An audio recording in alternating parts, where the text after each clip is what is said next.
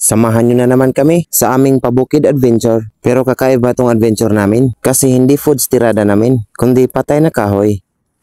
Bago nga kami pumunta sa bukid ay kumain muna kami ng agahan para magkaroon kami ng lakas bago pumunta sa bukid. Karon kay humanam tagkaon. Sugdan na nato tong adlaw dia. Let's go. Dito nga sana kami mangunguha ng kahoy sa tabing dagat. Kaso pagtingin namin malaki yung dagat. Kaya napagpasyahan na lang namin na sa bukid kami manguha ng kahoy. Habang kami nga ay papunta sa bukid ay may nadaanan kaming maraming palwa. Pwede naman itong gawing panggatong pero di namin trip ang palwa ngayon eh. Adto tas pikas kida kong dagat, taob.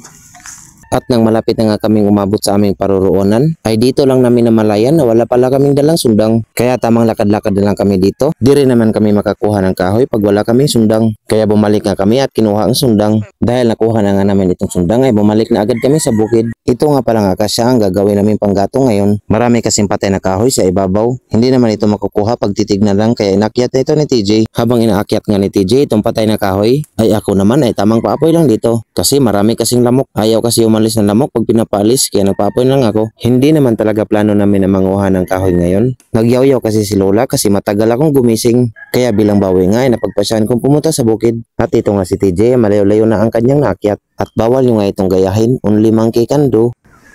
Yawa dre masako ba?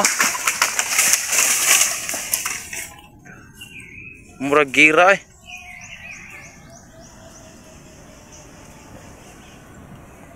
Sa ilang minuto nga lang ay bumaba na si TJ. Pero hindi niya nga kaya bumaba ng mag-isa kasi marami kasing tinik. Kaya lumapit na ako at sinuportahan ko at inuyog-uyog ko ito. At tinumpisahan na nga ni TJ na kolektahin ang nakuha niyang patay na kahoy.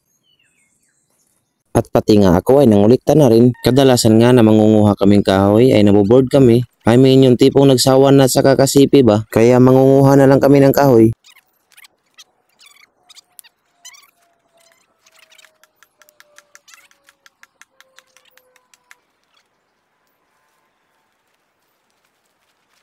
Sa ilang minuto nga lang ay napagpasya na namin umuwi. At ito nga lang lahat yung nakuha naming kahoy.